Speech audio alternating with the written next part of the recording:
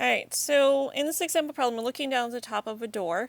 So this is the top of a door, this is where the hinge would be. And there are two forces being applied. And our goal here is to find the net torque on this door. Alright, so I encourage you to pause the video and solve this for yourself first.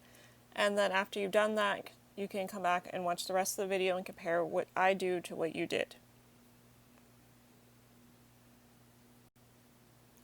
Alright, so since there are two forces applied, that means there's going to be two torques. So our net torque is going to equal torque 1 plus torque 2.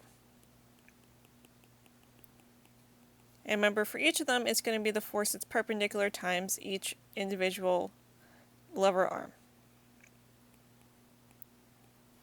Alright, so our first one, right here, is applied at an angle.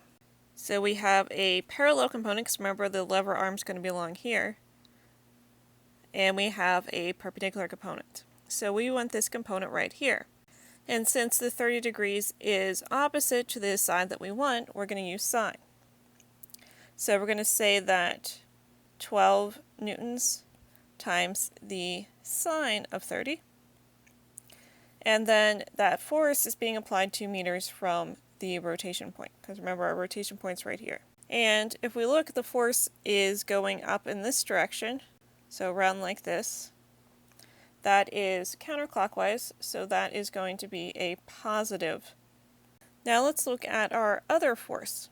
This one is already perpendicular, so we're just going to plug in the 8 newtons here. And we have to be careful here. Remember, the lever arm is the distance from the rotation point to where the force is applied. So we have to do 2 plus 3 in order to get 5.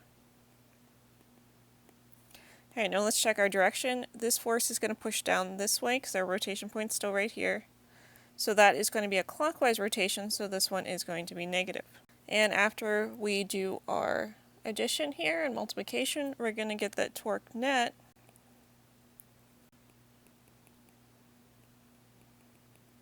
is going to equal a negative 28 newtons times meters.